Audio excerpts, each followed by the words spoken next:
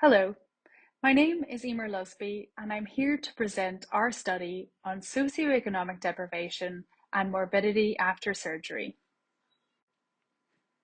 We know that health inequalities exist in perioperative care.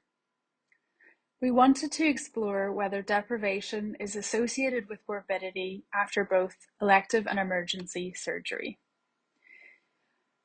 We performed a post-hoc analysis of the SNAP-2 EPIC study, which was a large UK-wide prospective cohort study of over 18,000 patients. Morbidity was defined using the post-operative morbidity survey at day 7.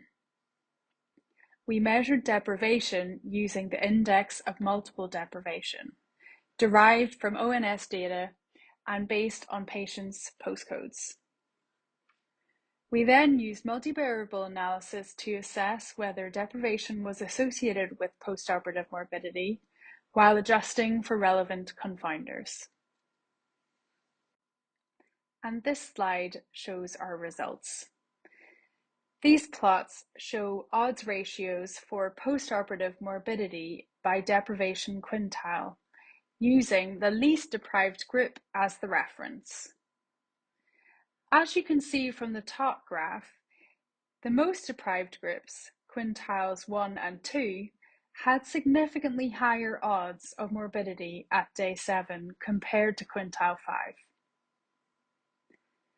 When we adjusted for demographic factors like age, gender, ethnicity, and BMI, as well as some surgical factors, the effect of deprivation actually became stronger, as you can see in the middle graph.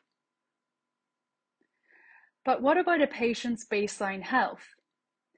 In a full model, we added comorbidities, for example, cardiorespiratory disease and diabetes, as well as anemia and ASA physical status, as in the bottom plot.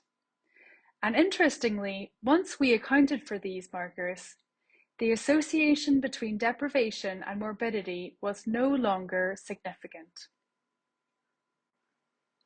So, what does this mean? Well, we can say that socioeconomic deprivation is associated with increased risk of postoperative morbidity. This effect is independent of demographic and surgical factors, but the effect is reduced by adjusting for markers of a patient's preoperative physical health. This raises important questions. Could better access to healthcare, earlier intervention, and improved chronic disease management reduce surgical inequalities? Thank you.